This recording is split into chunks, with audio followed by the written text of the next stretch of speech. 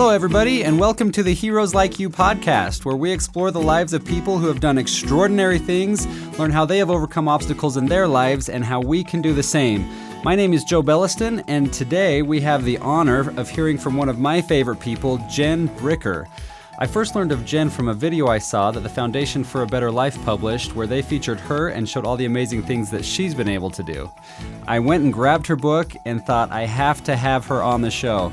And she was so gracious and willing to come on and share her story and her life and a lot of really valuable life lessons that she's learned and that I've been able to apply in my life already. For those who don't know Jen, she was born without legs, and she's been able to accomplish what a lot of people, even with legs, wouldn't be able to do in a lifetime. So without further ado, let's get right to it. I hope you enjoy my conversation with New York Times best-selling author, award-winning gymnast, aerialist, speaker, and all-around great person, Jen Bricker. Well, Jen, thanks so much for coming on the show today to share your story. I really appreciate it. Sure. And let's just jump right in and get right to it.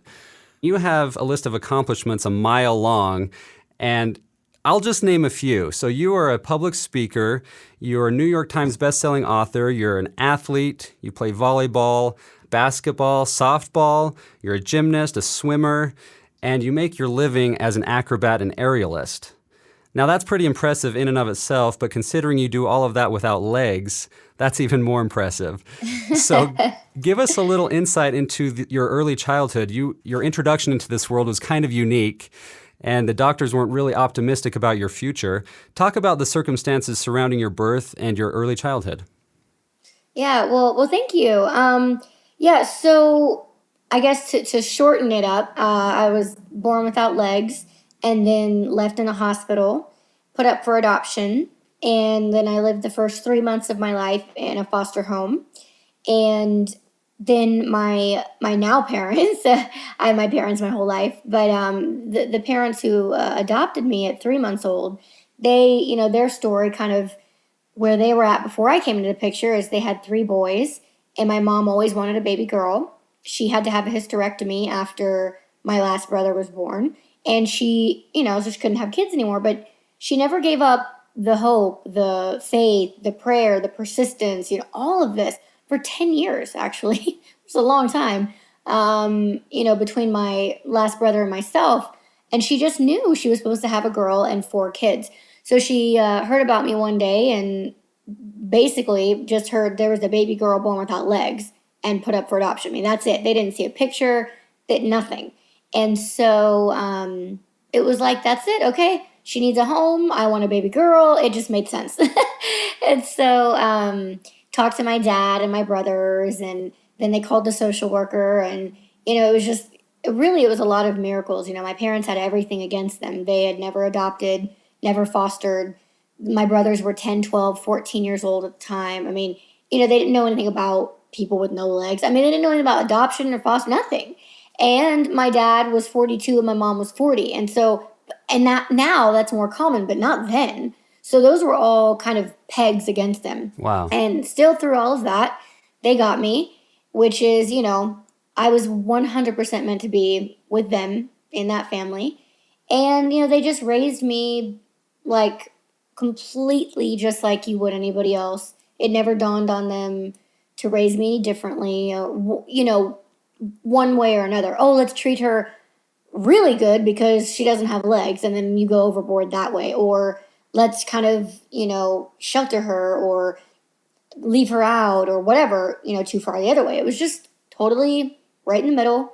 And the doctors, like you referred to earlier, the first set of team, actually, of doctors that my parents took me to after I was adopted said, she's never going to sit up on her own. She's going to be confined to this device. Like they called it a bucket, which I don't know why, but was so kind of funny. And I would basically sit down in this device, and it would keep me upright, in front and behind, because they, I guess, thought that I would have no core strength. I don't know. So that was the gloomy outlook, basically, of these team of professionals. And my parents were just like, nah, like, no way. That's your opinion. That's great, but no way. That's not our future. They weren't going to take that for an answer. They were not. No. and they went to a different hospital, got a second opinion, thankfully, and that one was completely the opposite. They met the doctor the second round of hospital and doctors, and my dad was just like so direct and to the point, and he's like, "Listen, before we get any further, you just answer me one thing. Is she ever going to sit up on her own?" And this doctor then said, Mr. Bricker, she's going to do things that are beyond your wildest imagination. She's going to do things that will blow your mind. Yeah, and so that just confirmed that, that way that they were already going to raise me. Wow. Well, and from early on in your childhood, it seems like you weren't afraid to try anything. And maybe that was partly your parents, maybe that was your brothers, bouncing you on the trampoline or whatever it was. But you weren't afraid to try anything. And in your book, you say that you would rather fall flat on your face than to not try. And what is the benefit of facing those fears and taking risks that could be embarrassing and potentially harmful, and where you could literally fall on your face? What's the benefit of taking those risks? Well, honestly, and not to sound, cliche, but I have learned now, anytime you go out of your comfort zone, you grow. It is just a direct result. You're uncomfortable, you're putting yourself out there, and whatever that looks like for you, you're doing something where, yeah, you could fall flat on your face. It could be embarrassing. You don't know the outcome, but you are always going to come out of that having growth as who you are as a person, and you're going to come out stronger, and you're going to learn a lot along the way. So, to me, regret, it's like the worst thing that you could possibly live with. Sure. Well, and you've said too, and I love this quote, you've said that life without fear is a life without limits. And I think we can all agree with that. And yet we so often allow our fears to limit us and to, and to block us. How do we overcome that? I can think, I want to grow and I want to progress, but that's not going to help me right now with this thing that's in front of me, staring me in the face that I'm terrified of. Right. Well, for me, it's like, what's more terrifying? Sitting there and looking at your terrifying whatever obstacle in the face, or looking back at your life at 70 years old and realizing you never took any risks. Yeah. That is a sobering thing. And that is, to me, like, I just can't even imagine that, and you're going to be a better brother, sister, spouse, whatever, all the things, all the way around. If you start, it's like a muscle. The more you do it, the more you kind of get outside your comfort zone, the more you realize the unbelievable benefits. And then if you look at that over the 6 months, a year, 5 years, you're going to realize how much of a changed human being you are. Sure. And it's just, it's kind of the lesser of two fears. You're going to have the fear of regretting your whole entire life and being like, wow, I wish I would have, which to me is horrifying. Like, sure. I don't think anybody wants that, right? Or, oh, well, this obstacle is really scary, but it's not going to be scary once you do it, Yeah, that's a really, really good point. Actually, doing the thing that you're scared of is probably one of the best ways to overcome that fear in the first place. But we just need to find the courage to do it the first time, right? Yeah, I think so. And even, having somebody, when you're teaching somebody, or you have like a workout buddy, right? Or you could have like a growth buddy. You have things like, sometimes when you're teaching someone a lesson, you're the one that ends up learning the lesson, right? Yeah. And you grow yourself. So don't be afraid to not do it alone. Right. Well, that's a good point. Let's talk about one of your workout buddies, Nate. He was kind of the guy who gave you a jump start into your career as an aerialist, from what I understand. Yes. Mm-hmm. Some say that he put his career on the line to take a risk on you. What did his belief in you at that time do for your confidence and really do for your life? Well, it's funny because so Nate started out, just to explain who Nate is. So Yeah. Nate started out, I met him when I was working at Disney World. I had been out of sports, performing, whatever, for like 5 years, gained a little weight, got a little chunky, and, just totally eating all the wrong foods and living life as an 18, 19, 20-year-old, right? That's what 18-year-olds are supposed to do, right? That's right. That's what you're supposed to do. So I did. And so I met him once I had moved to Florida, working at Disney World, and I realized I wanted to get back into something. I saw the performers at Disney, and I thought, I know I can do this. I just need someone to teach me. Ended up meeting Nate, and it started out, he was just teaching me. He was refining my technique for tumbling, and then teaching me new things on trampoline, which they're the competitive trampolines where you go like really high in the air. And so just kind of teaching me techniques and skills, and then the aerial aspect of it, the aerial silks. And then that morphed into, hey, oh my gosh, we can do some seriously awesome stuff together as a team, acts on silks and on trampoline. And then that morphed into a partnership. And so in the beginning, you have to realize, this was 10 years ago, nobody like myself without legs had ever done any of this. Like, it had never been done. So as far as being an acrobat and aerialist. And so when something's that new and it's just it's incomprehensible. Like, people would see videos of me doing stuff on the trampoline and they would think that it was CGI. Like, really? They just couldn't believe that it was actually true. And so, of course, everybody was just like, they didn't want to put their neck out on the line to hire us because they didn't know how an audience would react.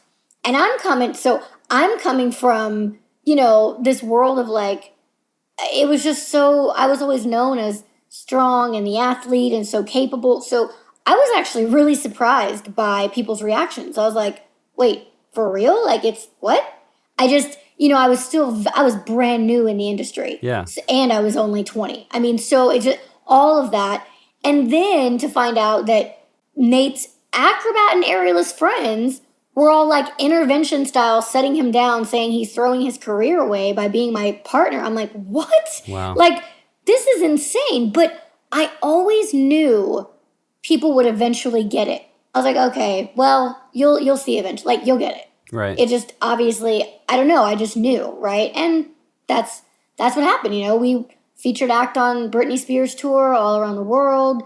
We've just been kind of all around the world, even aside from the Britney tour. And so, and those very same people were at the concert, and, we got them tickets and they saw the act, and it was just, they thought they were doing the right thing, but they couldn't see the vision. Well, I guess you changed their minds then. Clearly. Well, I want to go back and talk a little bit about the beginning of that. In the book, again, you talk about learning roll-ups and how difficult that was and how you almost gave up. And then you talk about the first performance in Orlando where you were terrified. So tell us about roll-ups, what it took to master those, and that first experience, and how you pushed through to get on stage for the first time. Yeah, so roll-ups, when Nate was teaching me how to be an aerialist, the first skill he taught me was what's called roll-ups. And they're on silk, so you have two different pieces of fabric, and you wrap them around each of starting kind of at your wrists, and that goes into your forearms. And then when you go up in the air, you basically it would look like a front flip to the outside eye. But it's very, very, very, very, very difficult, and you can't, like, everything in you wants to bend your arms, drop your arms, and that's the literal opposite of what you need to do because it won't work. And it's just like this mental mind screw, and it's extremely painful. I was black and blue and purple all the way up to my shoulders for, I would say, at least 2 months. It looked like I was being abused. Oh. Like, it was crazy, and then I would see Nate just bust out like 7 up, no problem, and I would do 1, and it was absolutely excruciating. It seemed like, how am I ever going to do more than 1? And it's so painful. And like, it was so much technique, so much mental, focus. And then once I got to be able to do like 2, maybe 3, then it was making them consistent, because 1 inch off on either side, like if you're wrapped a little higher on one side than you are the other, then you're done. You can't just, you roll up one more time and you're uneven, and you can't go any further. Then you got to roll back, and then and it's so much strength. Well, I'm thinking, because I don't know anything, I'm I don't know anything about being an aerialist. And I'm like, oh my gosh, what?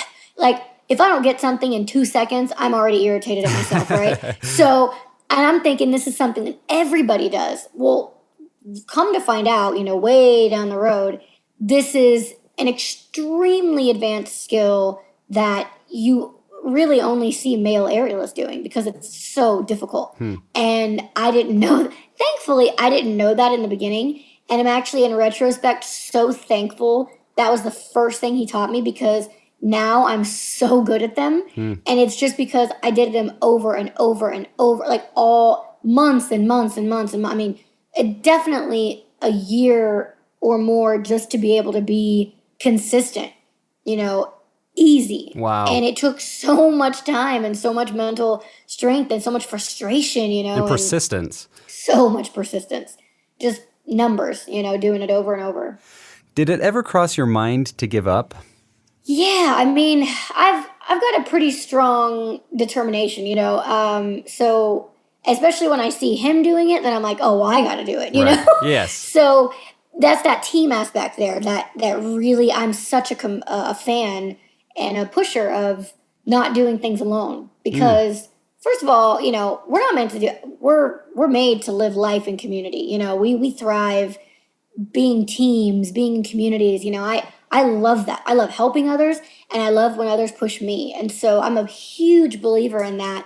And I know I wouldn't have gone as far just being alone had I, than I would have with Nate, because he's 17 years older than me, first of all. And so he had been in the industry 10 years at that point, professionally, even just when I met him. So he had a lot of experience, and he knew the game, and he, not only in as far as being an acrobat and aerialist, but also being in the entertainment industry. And he taught me that, your behavior off stage is just as important as your behavior on stage. And I learned the business. I mean, we were running a business when I was 20 years old, running a business with him and setting up things and learning the technical side and the sound and the lighting. I mean, there's so much that is involved for being an artist, and being like a really well-rounded artist. And I had a crash course, man. And then going on the highest grossing tour in the world, being a featured act, all around North America, all around Australia. Sometimes we had 20,000 people in the audience. The energy of that was off the chain. I mean, it's just unbelievable. And I got thrown into the fire. And either my career was going to be over before it started, or I would rise to the top. The pressure was just unreal. Yeah. Well, and I love what you said about community and not doing it alone. There's no way you would have been able to accomplish what you've accomplished by yourself. And no way. You talk about Nate, you've talked about your parents, you have VIPs, as you call them, people who have supported you and encouraged you throughout your life, and just how important that is to help you through whatever difficulties you have and encourage you and support you. And I think that's a super important part of life in general. Yes, absolutely. I always say this wasn't a solo mission, I didn't get here on my own. I'm only here because of all the VIPs in my life, for sure. Yeah. Well, walk us through that first performance then and how you were able to push through that. You had to have had butterflies. Tell us about that situation and what you did to get onto stage for the first time.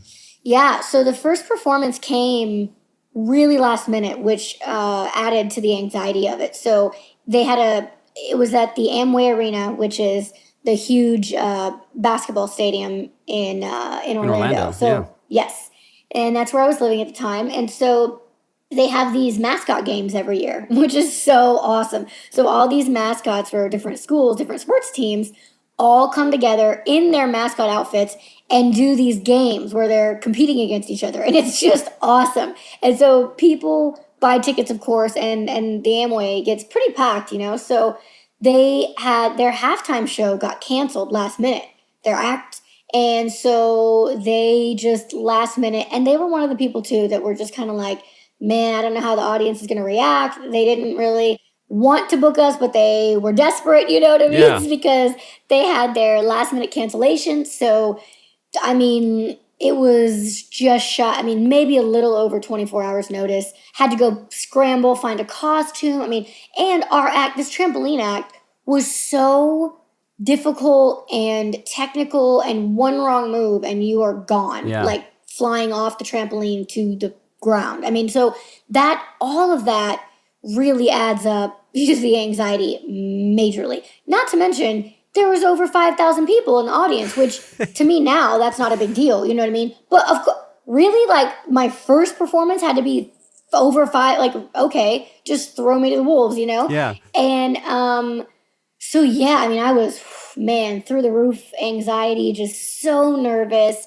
We're waiting in like where the basketball players or football players, whatever, in certain arenas, they kind of wait on the inside and then they announce them and they run out through the hallway. So that's where we were, kind of waiting in the sidelines, and you see everybody, and I'm just like trying to not look at anyone. I'm just like blocking everybody out. I'm like praying, I'm visualizing, I'm doing all this stuff. And then it's like, you just got to go. You just got to do it. And that's it. And so that's what I did. We had 2 performances. It was like a Friday and a Saturday.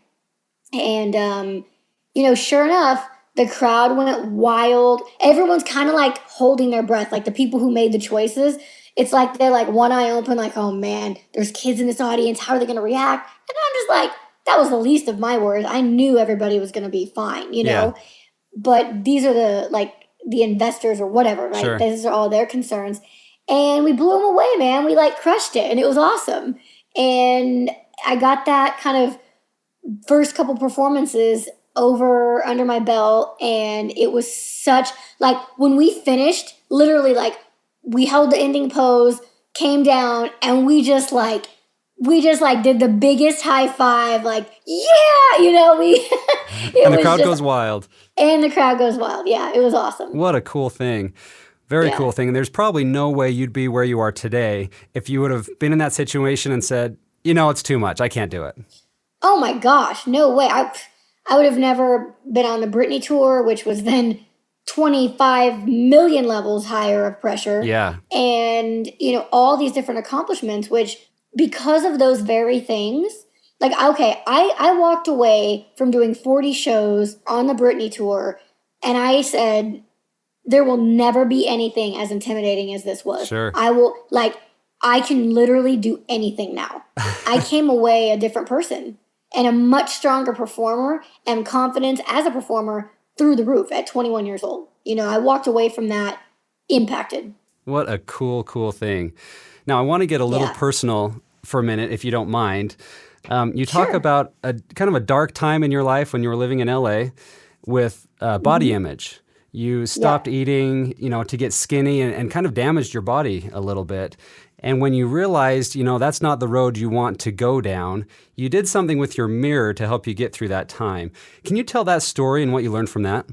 Yeah, absolutely. So, I still live in LA, but it was about maybe 2 or 3 years into living here. And I met my trainer, and I wanted to lose a little weight and just kind of sculpt up my body. And so I did that, but then I just kept going, that determination and drive and power can work against you. And sure enough, did for me. And so I just kept going and going and going, and then was obsessed with being thin. Then I got really thin. And once I realized it was, unhealthy, I didn't have a high quality of life. I stopped going to dinner parties or parties where there'd be food around and temptation. If I would meet somebody, I'd just meet them at a coffee place or a tea place so that we could just have coffee and tea and I wouldn't have to be tempted by food. And, I'm like putting all these regulations in my life, and it was really kind of miserable. And I got thin, but at what cost, right? Like, is it really worth it? Yeah.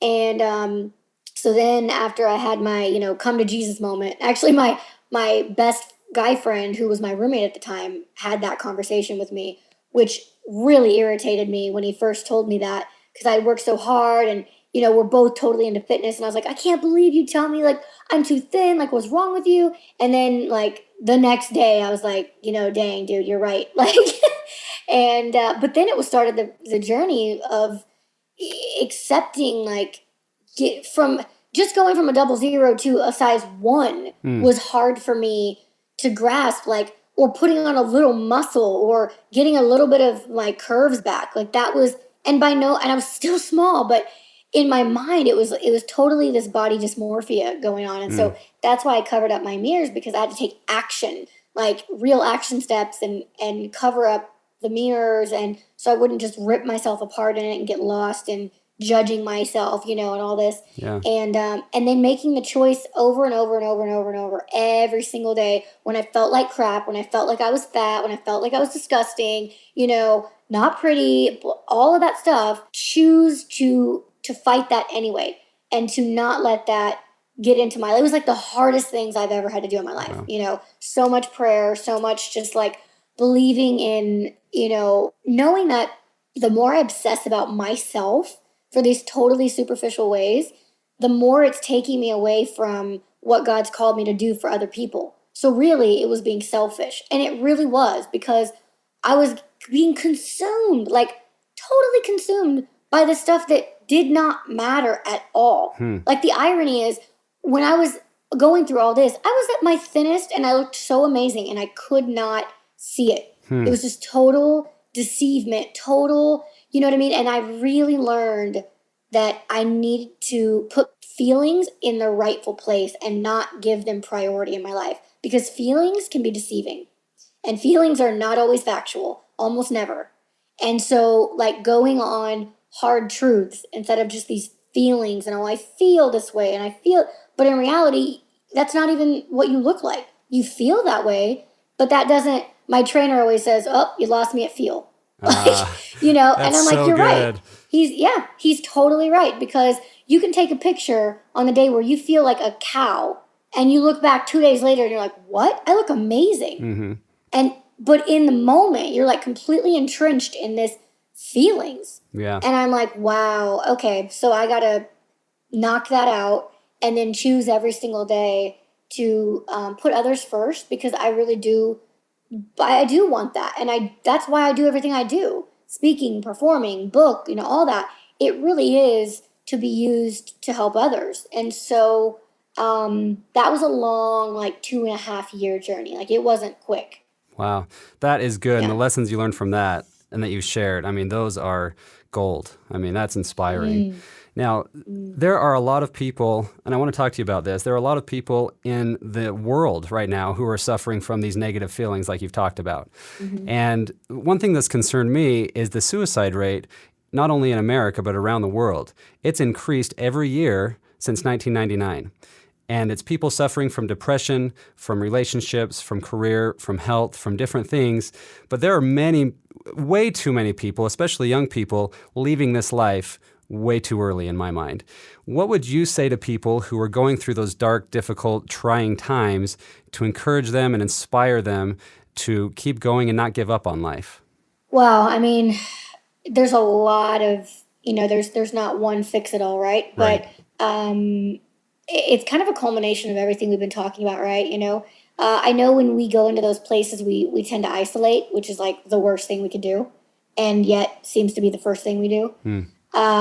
So if we could get out of that, again, the feelings, right? And put your pride away and just reach out to somebody. That's it will like immediately take you out of that place where you're surrounding by yourself.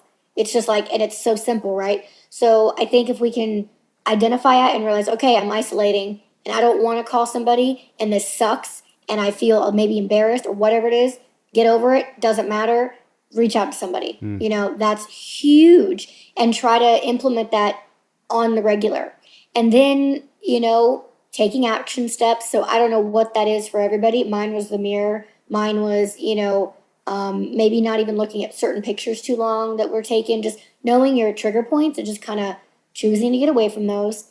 Put feelings in your rightful place and realize that you're not here by an accident. Like, it's not just people have purpose. We're born for a purpose. We have plans for our lives, and that we're all valuable. Like, everybody really, truly has purpose and has value through the things that they love and through who they are. And that just brings on, like, if you're living your life for someone else, it has so much more meaning, for other people. I would have burnt out so long ago if I was doing all of what I do just for me, myself, and I. Right. It's just so, it just isn't sustaining. It's boring, and it's just not fulfilling. So I think all of those things are are really important and can really help. Yeah, well, that's good. And you've said the word choose and choice a lot. And I think in that moment, it's really hard to, like you said, realize that we have a purpose. How many of us have said, the world would be better off without me? In those moments, it's so hard to come out of that and say, I do have purpose, and then choose, like you said, to get out of that or surround yourself with other people. But that, like you said, that's very, very, very important. And we do all have a purpose in life. And one thing I love about you, Jen, is that you are an unapologetic Christian.